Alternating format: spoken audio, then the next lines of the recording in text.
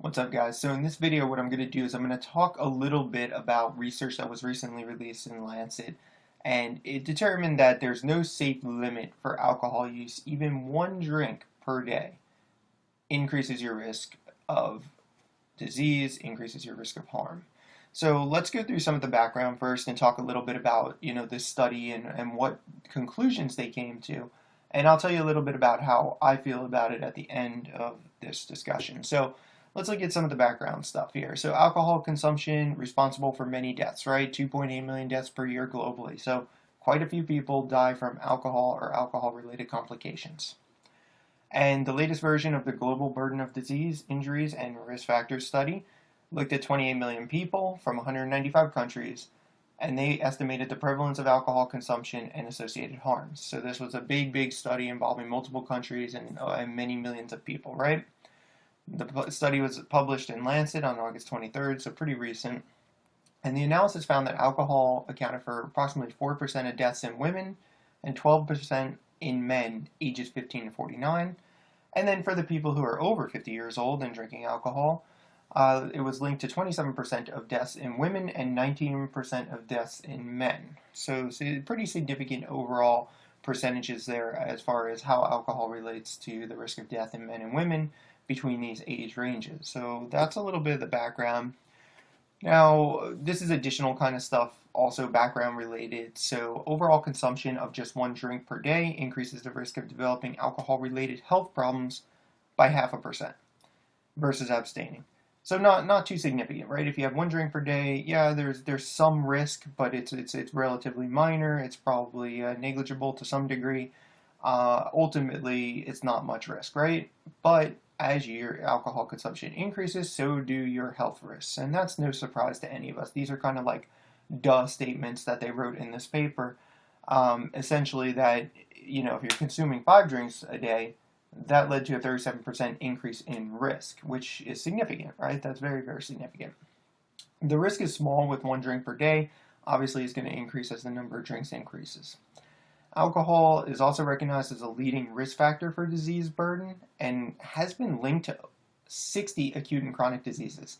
So I thought that was a big number. I mean, to me, you kind of know the typical things that you see, with people who have alcohol use disorder, but you're not really aware of 60 acute and chronic diseases. It's kind of strange. I don't recall all of them off the top of my head, but definitely worth, noting that it's related to quite a few different diseases. And the recent analysis also that they did, this analysis that they did on the study, was that it's actually challenged some of the long-standing beliefs.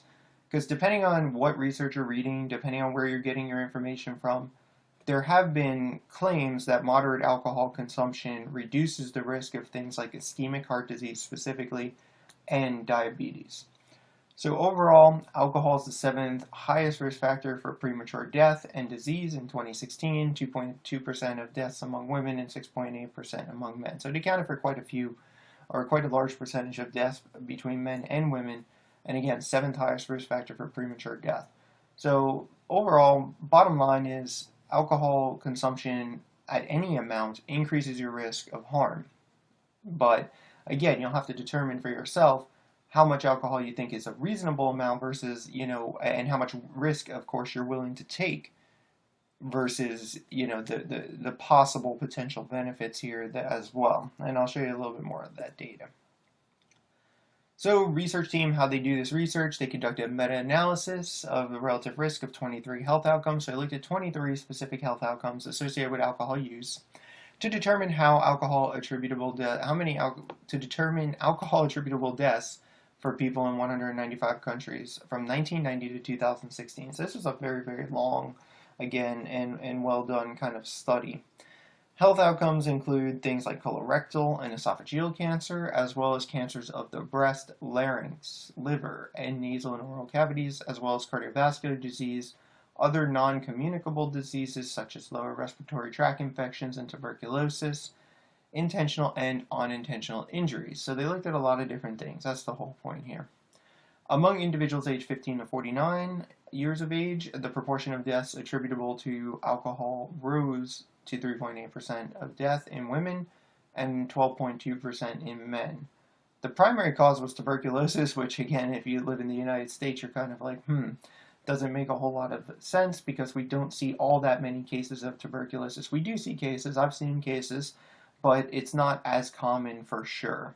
Road injuries makes a lot of sense because, hey, if you're driving under the influence of alcohol, you're less likely to be able to navigate the roads efficiently and effectively because you're impaired, right?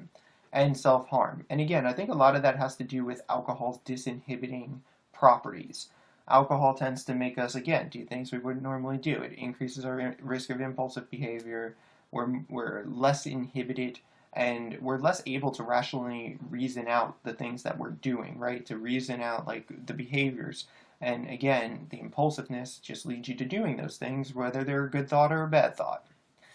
The leading cause of alcohol-related deaths among individuals aged 50 years old and older was cancer, which caused 27.1% of deaths in women and 18.9% deaths in men. And obviously, cancer is related to, alcohol is related to some of those cancers.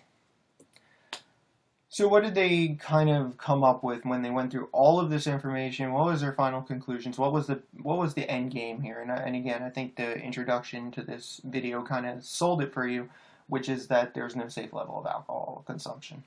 However, the analysis found no protective factors on the effect of low-level alcohol consumption against the development of diabetes and ischemic stroke. The only benefit was seen for ischemic heart disease. So this is going back to like kind of dispelling that whole, some of the previous research, some of the previous thoughts that, a glass of wine, right, a glass of red wine per day. And here it kind of does say that, right? The only benefit was seen in ischemic heart disease. So for heart disease, yes. For diabetes and ischemic stroke, no. And again, I think you as the individual have to determine, what amount of risk are you willing to take. But their ultimate conclusion was this did not offset the health risks associated with alcohol consumption. And the researchers ultimately concluded that there's really no safe level of consumption. So they recommend people don't consume any alcohol.